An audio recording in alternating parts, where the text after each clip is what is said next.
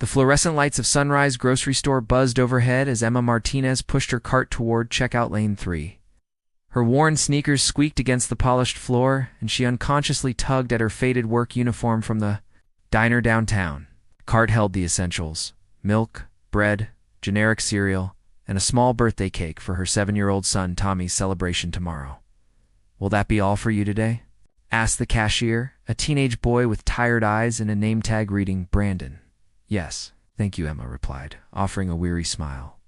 She'd worked a double shift to afford these groceries, her feet aching in shoes that needed replacing months ago. Brandon began scanning items with practiced efficiency. Milk $2.99, bread $1.49. The numbers climbed higher than Emma had calculated, but she pushed down her anxiety.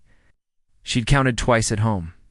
"Your total comes to $47.68, Brandon announced. Emma's heart sank. She'd only budgeted for $35. "Oh, I'm sorry. I think I miscalculated. Could you remove the cake and maybe the juice boxes?" "Sure thing," Brandon said kindly, beginning to set items aside. Behind Emma, a small line had formed. A businessman tapped his foot impatiently while checking his watch. An elderly woman with a full cart sighed audibly. Emma felt heat creeping up her neck as she fumbled for her worn wallet. "Okay, that brings it to $28.50, Brandon said. Emma slid her debit card through the reader and entered her PIN. With trembling fingers, the machine beeped, and she waited for the familiar approval sound. Instead, the screen flashed red. "Transaction declined. I'm sorry, it looks like your card was declined. Do you have another form of payment?" Brandon asked gently. Clearly experienced with such situations, Emma's cheeks burned with embarrassment. "Could you try it again? Maybe the machine, ... double quotes, of course." Brandon processed the card once more, but again it was declined. "I don't understand," Emma whispered, her voice barely audible. She knew her account was low, but she'd calculated everything so carefully. Then she remembered the automatic insurance payment that came out early this month. Her stomach dropped. The businessman behind her huffed loudly. "Some people need to check their accounts before shopping," he muttered to the elderly woman, who nodded in agreement. Emma's eyes filled with tears as she began removing items from her bags. "I'm so sorry. Could you please remove the milk too? And the sandwich meat?" A small voice piped up from behind the impatient businessman. "Excuse me? What's happening?" Emma turned to see a young girl, no more than 8 years old, with curious brown eyes and dark hair in neat braids. She wore a simple blue dress and white sneakers. Standing beside a tall woman, in expensive-looking clothes, who was absorbed in her phone. "Nothing, sweetheart," Emma said quickly, wiping her eyes. "Just a little mix-up with my card." The girl studied Emma's face with startling intensity.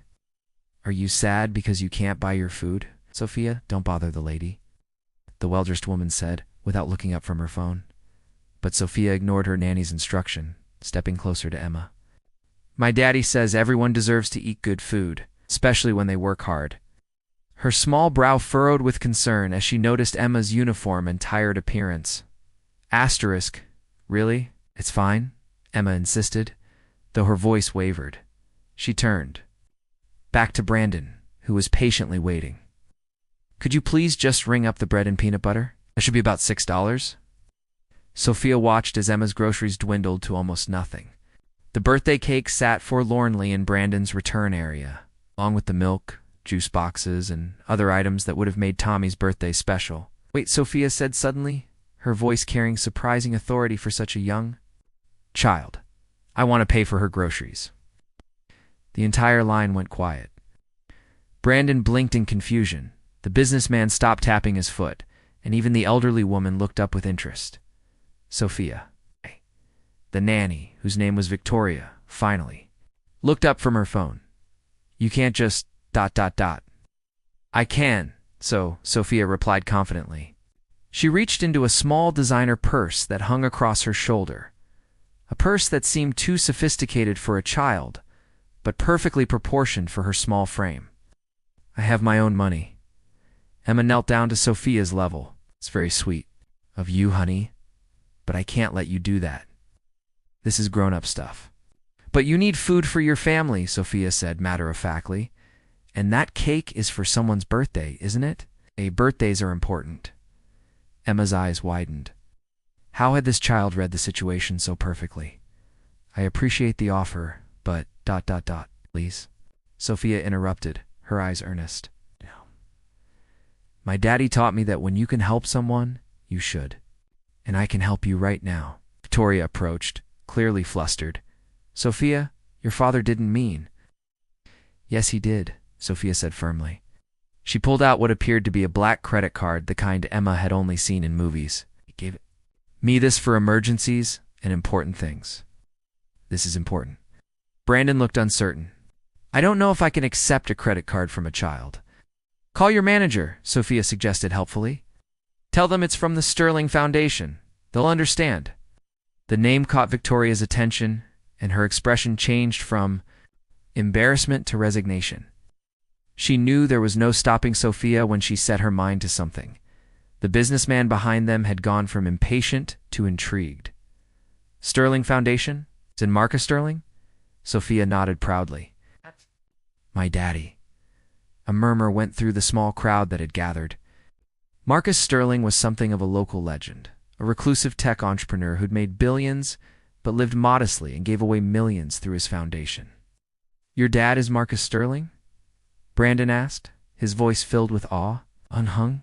And he says money is just a tool to help people. So that's what I'm doing. Sophia held out her card to Brandon with the confidence of someone who'd never been told no when trying to do something kind. Emma felt overwhelmed. I can't accept charity from a child, ... It's not charity, Sophia said seriously. It's kindness. There's a difference. Charity makes people feel small. Kindness makes everyone feel bigger. Brandon looked helplessly between Sophia's determined face and Emma's tearful one. The crowd had grown larger, with shoppers from other lines craning, their necks to see what was happening. Let me call my manager, Brandon said finally. He picked up his phone, speaking quietly into it while watching the unusual scene unfold. Within moments, a middle-aged woman in a supervisor's vest hurried over. I'm Janet, the store manager. I understand we have an interesting situation here. Sophia stepped forward like a tiny diplomat. Hello, Janet. I'm Sophia Sterling, and I'd like to purchase this lady's groceries. She was trying to buy food for her family and a birthday cake, but her card didn't work. I have my foundation card, and this seems like exactly what it's for. Janet's eyes widened as she recognized the Sterling name. The Sterling Foundation had donated to numerous local charities, including the food bank that the grocery store supported. Well, Janet looked around at the growing crowd, then at Emma's embarrassed face and Sophia's determined expression.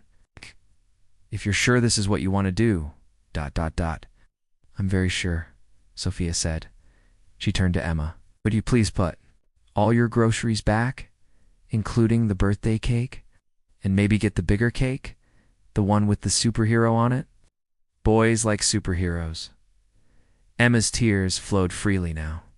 How did you know it was for a boy? He kept looking at that cake.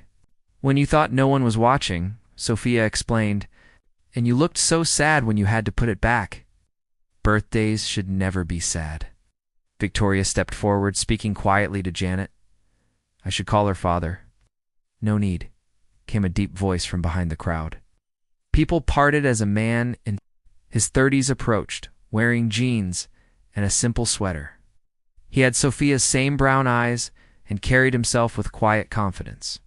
Daddy Sophia ran to him, wrapping her arms around his legs. You came? Victoria texted me, Marcus Sterling said gently.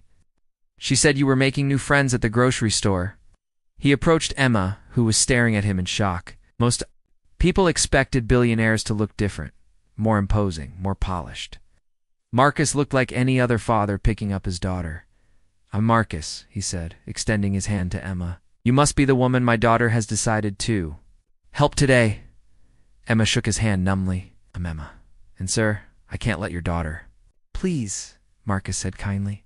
What? Let me tell you something about Sophia. When she was 4, she asked me why some people had so much food they threw it away while others had none. I couldn't give her a good answer, so we started the foundation. Together, she helps me decide where the money should go. Sophia nodded seriously. We visit the food bank and the shelter and the school where kids don't have lunch money. Daddy says I have good instincts for who needs help. And today, your instincts told you Emma needed help? Marcus asked his daughter. Yes. She's tired from working hard, and someone's birthday won't be special if she can't buy a cake? That's not fair. Marcus knelt beside his daughter.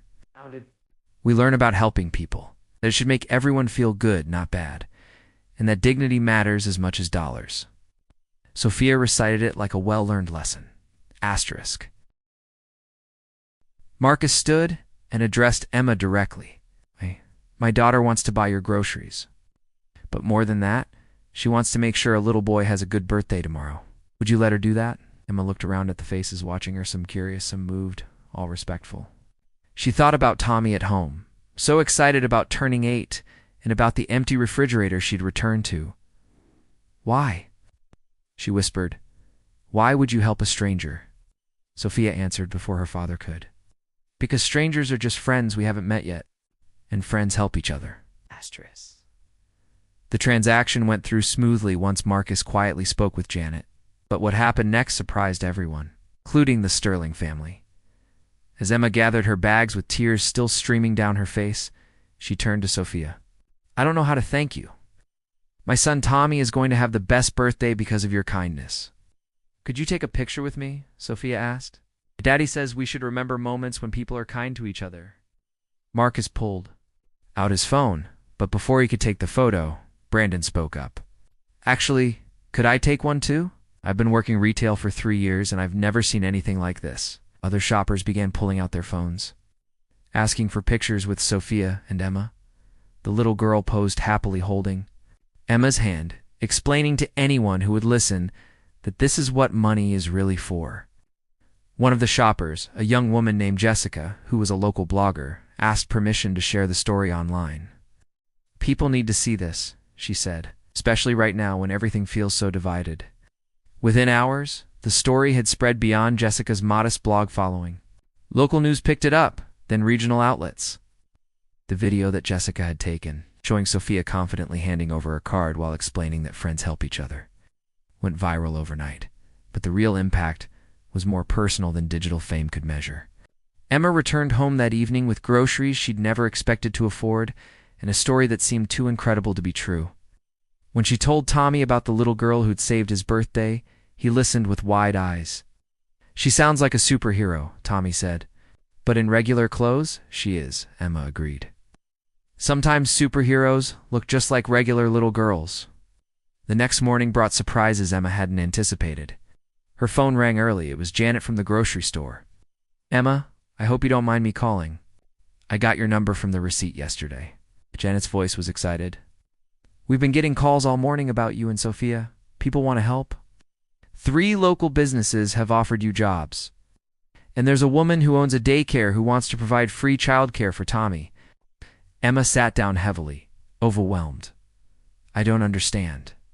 Honey, you've become a symbol of dignity in difficult times, of grace under pressure.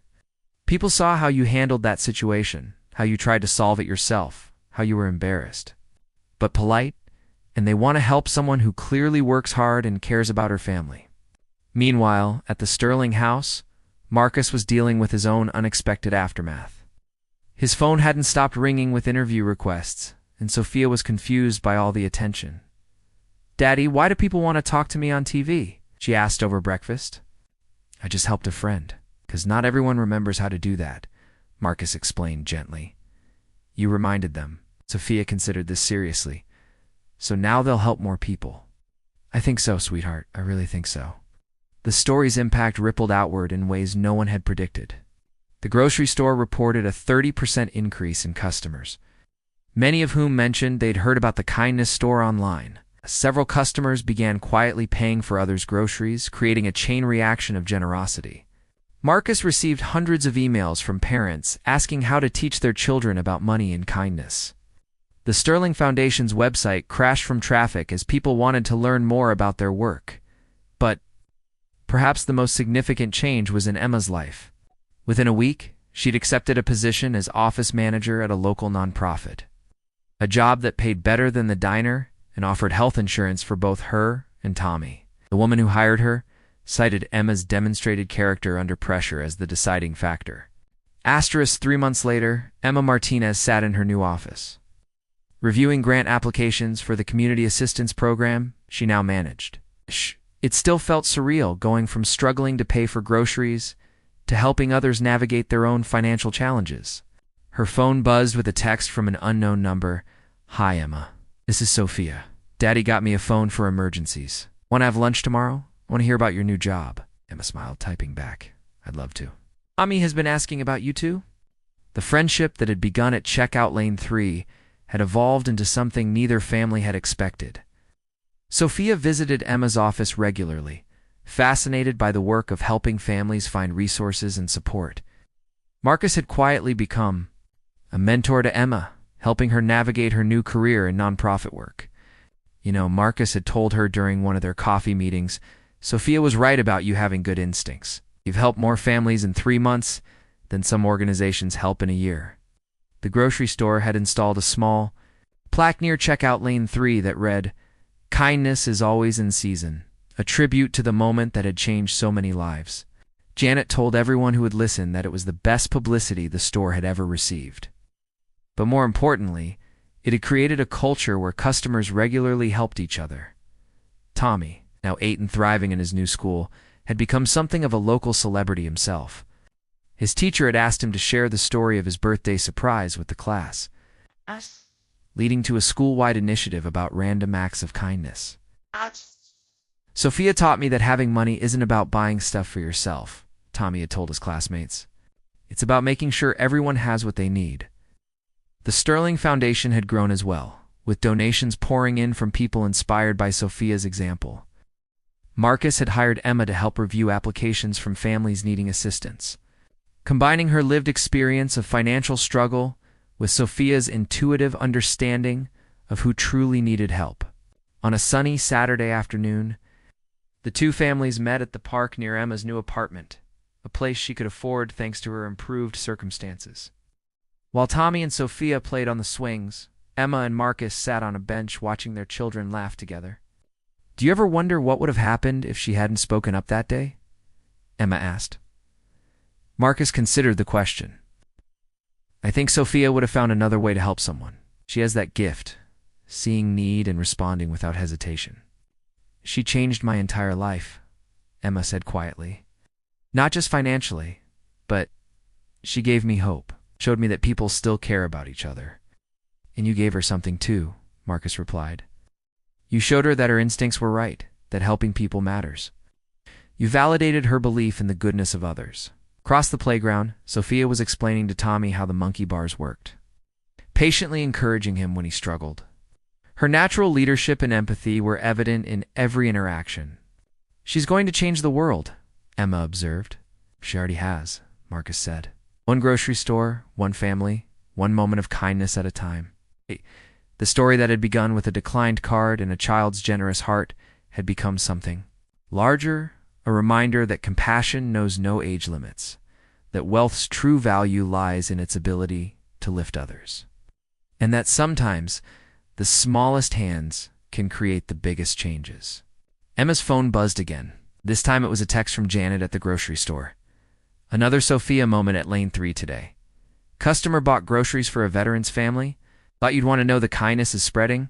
Emma showed Marcus the message and they both smiled. Sophia's legacy wasn't just in the lives she'd directly touched, but in the culture of caring she'd inspired throughout their community. As the sun began to set, painting the sky in soft oranges and pinks, the two families walked home together. Not quite the same people who had met in a moment of crisis 3 months earlier, but something better. A chosen family brought together by the simple, revolutionary act of one child who understood that kindness is the greatest currency of all. The little girl who had stepped forward when a card was declined had indeed shocked everyone, not just with her generosity, but with her profound understanding that true wealth isn't measured in bank accounts, but in the connections we forge, in the lives we touch when we choose compassion over indifference, and in a world that often seemed divided by differences. Yes. Sophia Sterling had proven that sometimes all it takes to change everything is one small voice saying, "Let me help."